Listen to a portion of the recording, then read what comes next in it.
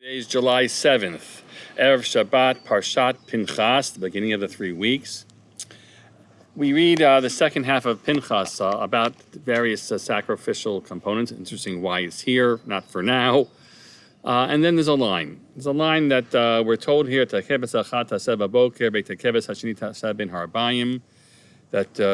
you should bring the one sheep in the morning and the second one in the afternoon. Okay, that's a lovely pasuk about karbanos. But suddenly in the Midrash, this pasuk takes on a new life. It's actually found in the Ein Yaakov, and this is how it's presented. We perhaps are familiar with some of the disputes about what's the most important mitzvah in the Torah. Ben Zomer says, Shema Yisrael, in this quote, in this reference, is the most important pasuk in the Torah. Ben Nana says, Ve'ahavta l'reacha kamocha. And again, not the same names we usually imagine. Love your neighbor as yourself. Shimon Pazi Omer, Matzinu pasuk kolel yoter.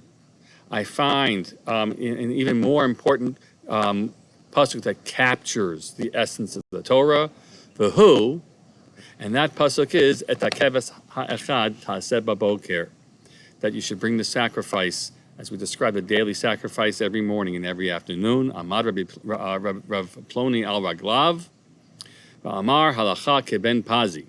A certain rabbi stood on his feet. I'm not sure who that is, right? And he stated the halacha is like Ben Pazi. We follow him in other matters, and that's how we should understand it. Forget Shema Yisrael. Forget Ve'ahavta l'reacha kamocha, love your neighbor as yourself. The most important and pasuk that captures the real essence of what it means to be a Jew, what God wants from us, it's this. So what do we mean? What do we mean? And perhaps you've heard elements of this teaching before. What we mean is that a person's commitment to the daily routine of being a Jew, day in and day out. You rise in the morning and you offer the sacrifice. You stand in the afternoon and you bring another one. Or, as for those who are now learning with me, the Gemara, beginning of the 4th chapter of Brachot, in their stead, you offer prayers daily in the morning, and you offer prayers daily in the afternoon. That's the essential teaching. What it means to be a Jewish person is to have commitments that are steady and ongoing and unmoving. And unmoving, I do them every day. Is it drudgery? It could be drudgery. Sometimes it could be. Can it be otherwise inspired? It can be inspired. But it's the statement that is being directed towards us is the people that understand this really grasp what it means to be a Jew, what the Torah and God wants of us. And that's something that's lost on a lot of us. A lot of people who are committed Jews, who try to avoid sin, try to carry out mitzvahs they do, but the regular and the steady is not interesting enough, or is too much of a hassle, or perhaps doesn't move them. I understand, and they're not the ones who are capturing in their lives what this message is, which is that this is where it happens, and then more happens. You bring the daily offerings, so then there's something about you that is your day is filled, your day is framed, and so the people who understand it are to be deeply praised and appreciated. I bring this up in two senses. One, because there was a very powerful guest essay written in the New York Times by Mark Oppenheimer, who wrote a book entitled Squirrel Hill, the Tree of Life Synagogue Shooting in the Soul of a Neighborhood. The op-ed in the Times was entitled "The Pittsburgh Gunman Didn't Just Kill 11 Jews," which he did. He killed a minion. He killed a minion. Because of the past times since what's transpired in that community, a relatively small group of Jews who made up that synagogue community, they haven't managed to pull together a minion. Because he came in at the beginning of davening and did what he did. He shot and killed the people who were the core, The committed folks who say, we're here because you got to make a minyan.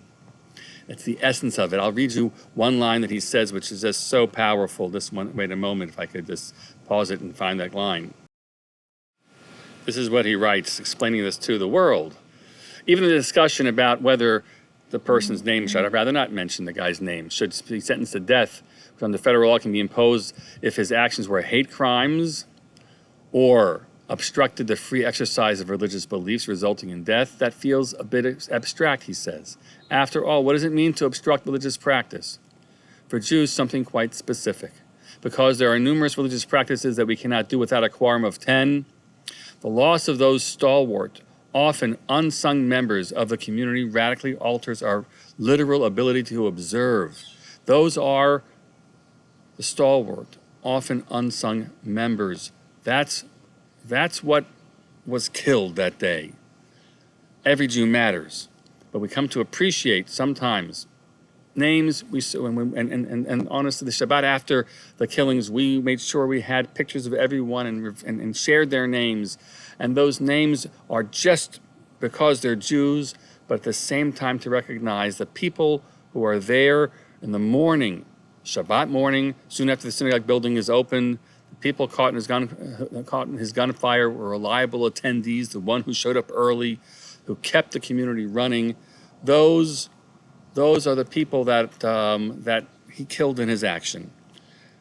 And we remind ourselves, and as we read those words and take to heart again the pain of those killings, remind ourselves what it means to be part of a community and to rise as they did to help make a minyan. To help make the minyan not just because we need 10, but because they recognize that this is what it's all about, the daily routine and being a part of something to make it happen. So I encourage you, in their memory, if I can, or in the spirit of this teaching, be part of our minyan. Be present. Men and women, be present. Come in the morning. It's early. We rise pretty early to daven so that people can still get out to the other commitments and show up in the evening. For those who say Kaddish, for the sake of the shul having a minyan, and because you appreciate the significance of ongoing regular practice in your life, it's not just the life of the shul, but in your life as well. Be part of it. Help make it happen, my friends. Let's all do that together. Tekeves achad taseh baboker, tekeves hasheni taseh ben harbayim, morning and evening. Part of it together. Shabbat shalom.